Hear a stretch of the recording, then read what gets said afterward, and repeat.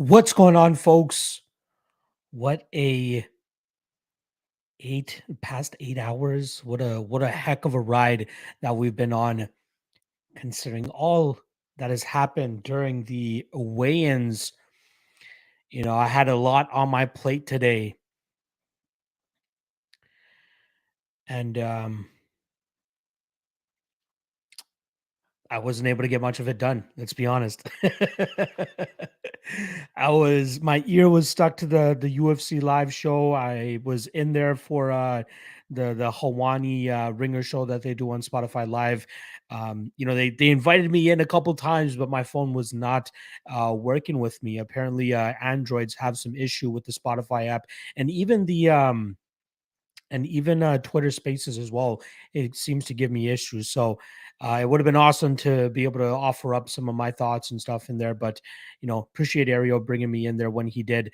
But I very pissed that I was not able to offer up my thoughts because of my goddamn phone. But yeah, I could not work at all today. I was supposed to get a couple tape index updates done and a couple other things done, but I just couldn't get it done because I just wanted to know what the hell was happening. It seemed like as the day was starting to go on that we were starting to figure out that Diaz and Ferguson would indeed be the fight, but then the other two, matchups are kind of in limbo and trying to figure out if they could actually happen.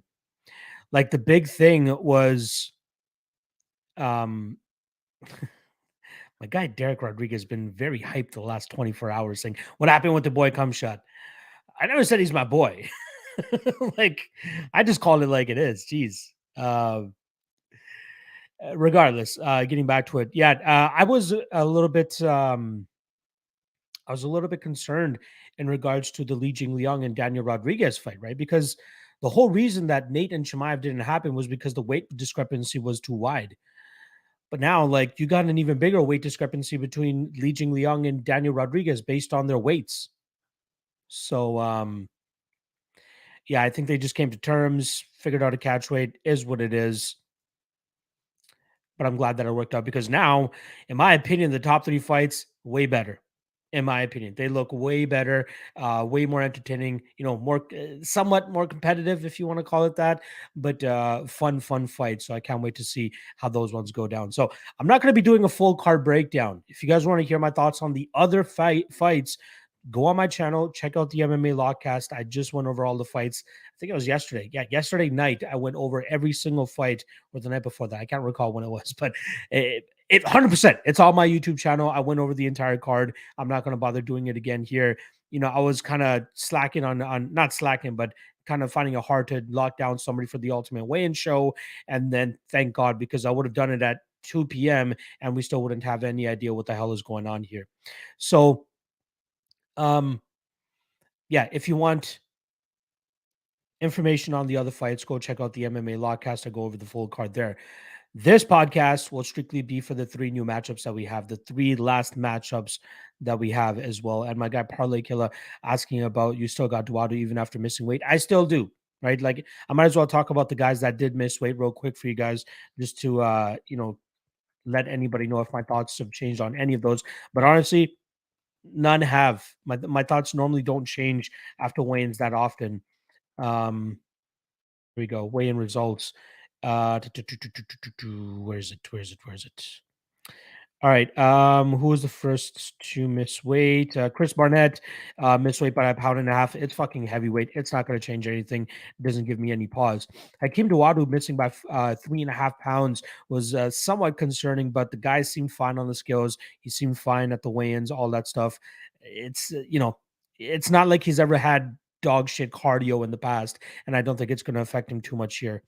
Also, he didn't look like it really hurt him to try to cut down either. So I think he should be fine.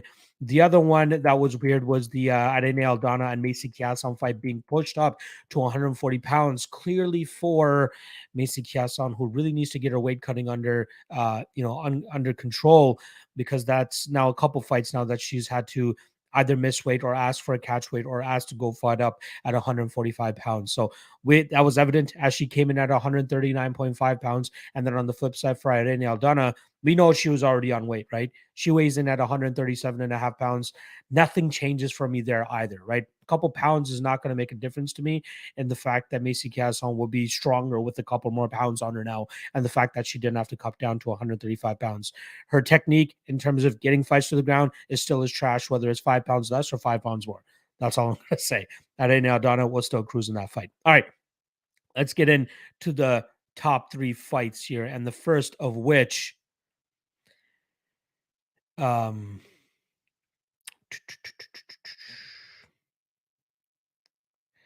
right. Daniel Rodriguez, peace. Or Derek Rodriguez, peace. You want to be a numbnut? That's what you get. Don't be a numbnut. Say your side, flaunt your side, but don't be a dumbass about it. All right. Peace.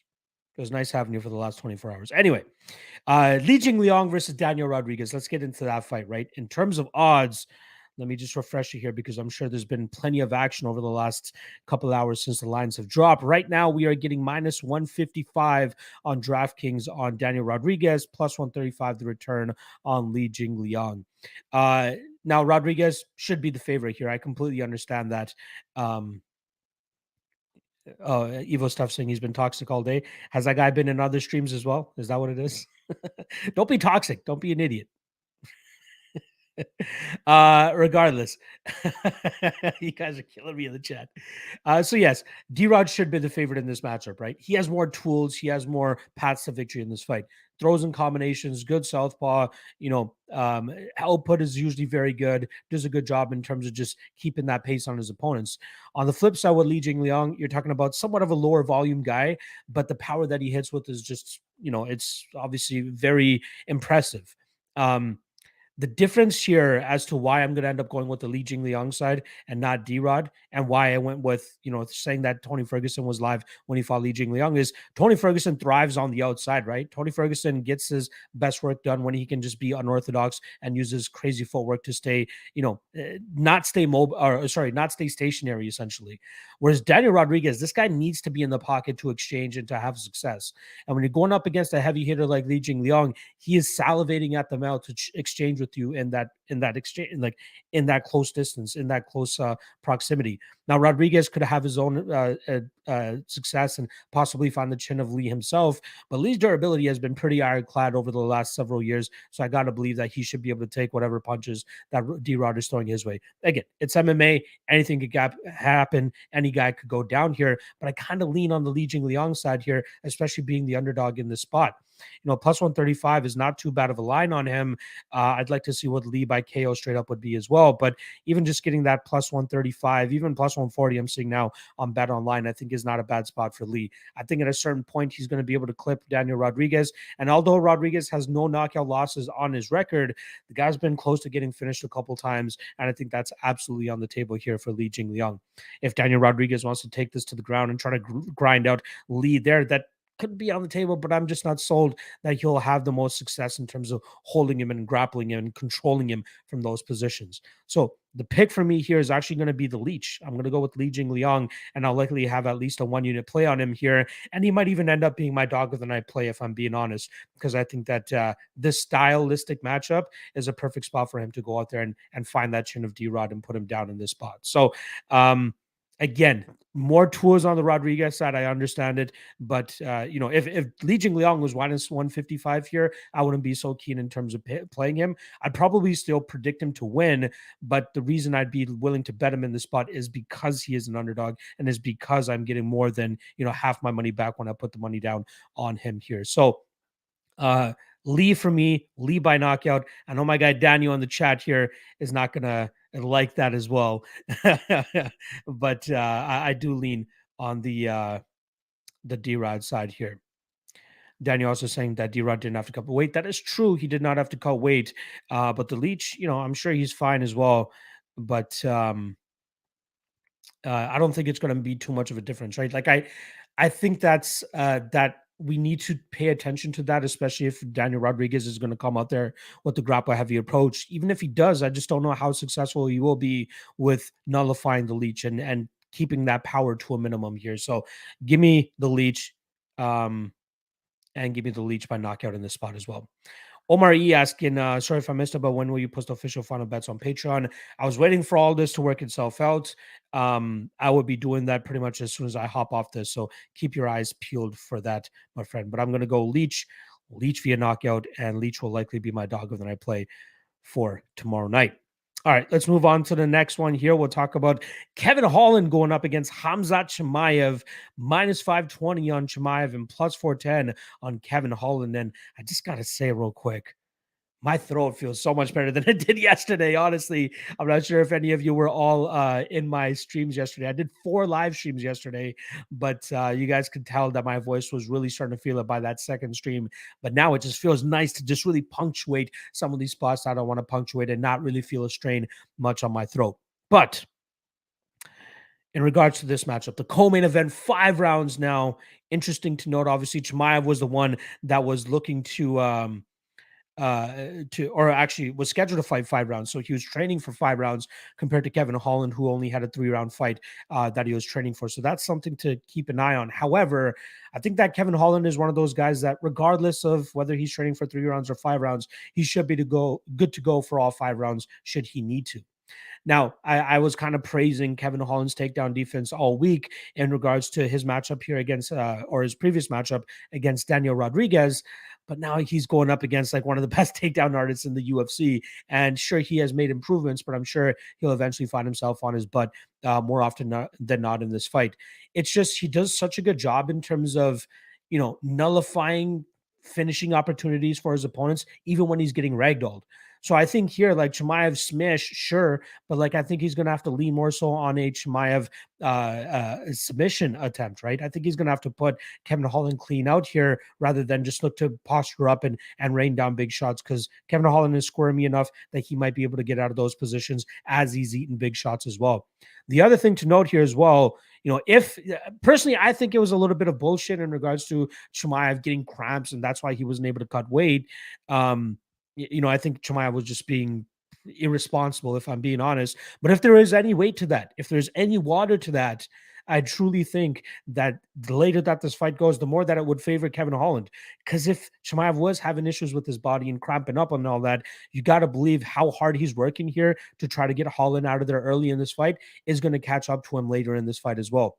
So the spot that I'd kind of look to target more than anything, I'm not going to bother with the minus 500, minus 520 on Khamzat, but the fight doesn't go to decision. I only see Bet Online with it right now at minus 325.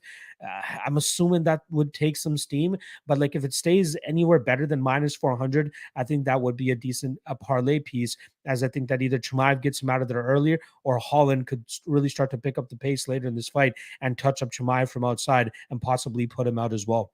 So I'd be looking at maybe a Holland round 4, round 5 props. Holland round 4 is plus 3,000. Holland round 5 is plus 4,000. But then I really think that it's going to come down to Chimaev just smashing him early in this fight, getting him down with relative ease and getting him out of there with relative ease as well. Like you even hear it in Kevin Holland at the weigh-ins just now, right?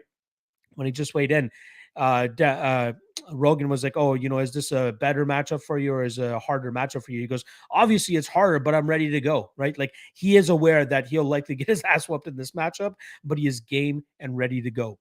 But I'm still taking Chimaev here. I think he gets him down with relative ease and smashes through him. Eventually, opens up a submission opportunity. Chimaev by submission is currently sitting at plus 350. I think that would be the line to target in this spot. Daniel asking on my thoughts for under 2.5. Not a bad line either. Under 2.5 is minus 145.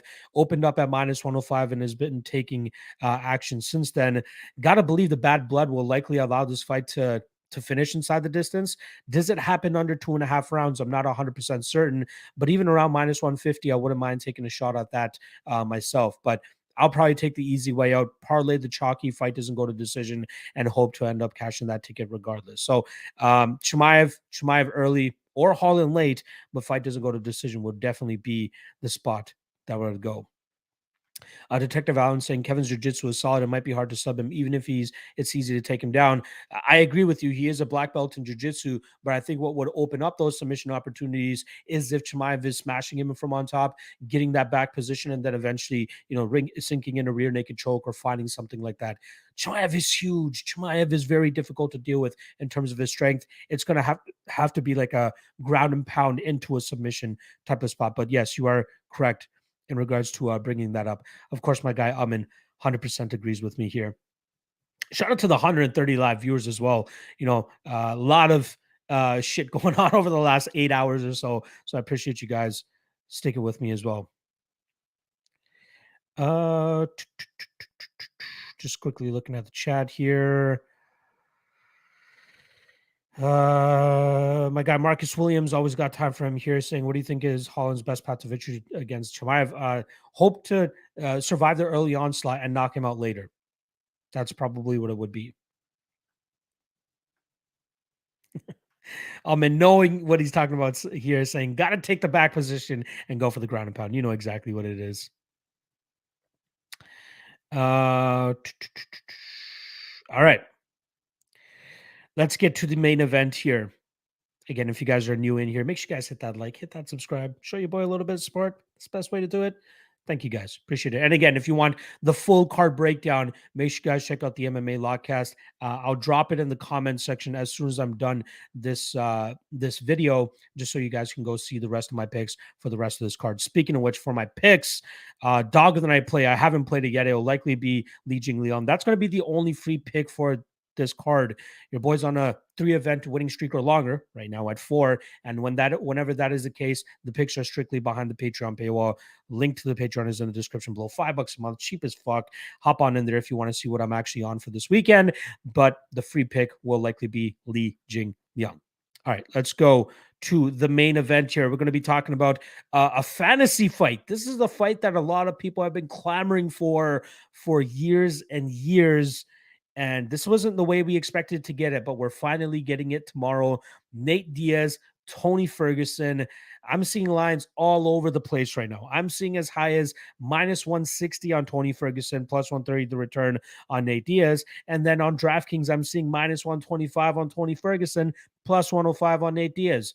So let's just go in the middle there. Let's say -135 Tony Ferguson, +115 Nate Diaz. Now, when they were trying to get me onto the Spotify live show on the Ringer with Hawani and Pizzi and all those guys, the first question that they were going to ask me is, how would you line this fight?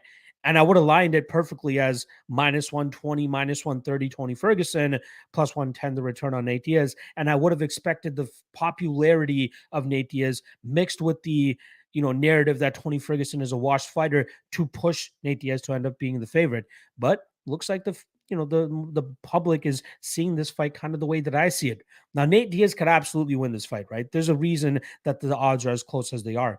Nate Diaz, better technical boxing, great pace. He could be able to put it on Tony Ferguson in the spot. Not to mention, he was the one that was training for a 5-round fight, whereas Tony Ferguson took the fight already on a little bit of short notice, and then now taking this fight on even shorter notice for an extra 2 rounds. So that's got to be a little bit of a question mark. But if there's anybody on short notice that would be ready for a 5-rounder, it would be a guy like Tony Ferguson, if I'm being honest. Now, in terms of how I break this fight down technically, Nate Diaz, I think, is going to struggle with the movement and the wacky style of Tony Ferguson. And it's not like we got crazy power that we got to worry about from the Nate Diaz side to think that he's going to be able to clip Tony Ferguson, hurt him, and put him away. It's possible, right? It's MMA at the end of the day, and especially if Tony Ferguson's durability is a question mark, like a lot of people thought it was going into the Li Jingliang fight, maybe the softened chin here will allow Nate Diaz to actually go out there and hurt him very badly and get him out of there in that aspect. I'm thinking that we get a 5-round war, though. I'm thinking that we get these guys touching each other up from the outside. Maybe Tony Ferguson gets some success by taking this fight to the ground. His jiu-jitsu should obviously be good enough to stay out of anything that Nate Diaz is going to look to attack him with. And this is just going to be, in my opinion, a bloody war. It's going to be a fight of the year contender based just on how these guys fight. But in my opinion, Tony Ferguson will likely have the better moments in terms of landing his elbows, cutting up Nate Diaz. There's a possibility for a cut stoppage here, especially when you're talking about blades and shades, Tony Ferguson. It could absolutely happen in this spot. So I do lean on the Tony Ferguson side, but I wouldn't part ways with my money anything worse than minus 120 or minus 125 personally. He should win this fight. Yeah, I mean, but just given all the circumstances, the short notice, the extra 2 rounds, all of that stuff, it gives me a little bit of pause. So I was thinking maybe let's play the total. The over 4.5 is currently at minus 130. I just don't have enough confidence in that either in case Tony does cut up Nate Diaz and we do end up getting that cut stoppage as well. So I'm going to be monitoring this line. Like if I end up getting that Tony Ferguson minus 120-ish, I'll likely take a 1.2 unit shot on him to win this fight. But like Nate Diaz is live. I completely understand why Nate Diaz is live in this spot, but Tony Ferguson just might be too much of a fireball for him to truly get a beat on and truly just find those combination strikes and touch him on the chin and be able to outstrike him, right? Like Anthony Pettis, there's a reason that Nate Diaz can go out there and beat up a guy like that because Anthony starts to slow down after a certain amount of time and really starts to get demoralized. Tony Ferguson is in that fight, no matter whether he's getting his ass whooped like he was against Justin Gaethje. That guy was still looking for a way to win that fight, even when he was battered and bloodied after 50 to 20 minutes of that fight. The Charles Oliveira fight, the Beneil Dariush fight, the Michael Chandler fight, for God's sakes. He is very fun, and I think that he could make this very difficult for Nate Diaz to get into any sort of groove or any sort of rhythm. So I'm going to go Tony Ferguson here. I'm going to go Ferguson by decision, but I'm not counting out a possible doctor stoppage via cuts here, just based on how Tony Ferguson fights. Ferguson by TKO is plus 235 as well, just to keep something in mind there. All right, let me just quickly see if there's anything that I need to touch on here from the live chat. Prison Mike saying Tony Ferguson via elbow windmill. I want to try to keep this as short as possible so that I can throw it up on my my audio version as well. Nick saying minus 145 Diaz for sure. If you like minus 145 Diaz, you can get him plus 130 now as well on certain spots. So make sure you take that. Daniel perfectly saying it the exact same way that I do. Thoughts on over 4.5. Only thing I'll worry about is the cuts. And he's saying Tony wins this for sure as well. I'm not sure for sure, but I think he wins this fight. And I'm thinking that we're gonna. I'm sure that we might get some action on Nate Diaz overnight. So I'm just gonna keep my eye on this line movement and see how it goes down. All right. Brittany Nolta saying, well, DK, give us our bets back. If it wasn't a parlay, they will void the legs of your parlay that got canceled. But if it was a straight bet on any of those fights that just got rejigged, then you will get your money back. All right. Perfect. All right. Appreciate everybody checking out the podcast. I'll be back tomorrow, 1 p.m. Eastern, for the Fight Day live chat. If you want to check out what my thoughts are on the full card, that can be seen on the MMA Lawcast, which is on my channel. After I go offline here, I will be dropping the link to that in the comment section below. So make sure you guys go check that. And if you want to know what my official picks are, it's strictly going to be on the Patreon page, $5 a month. Link is in the description below. No long-term commitments either. So even if I lose this weekend, you can just be like, fuck this guy, and you can just hop off that Patreon.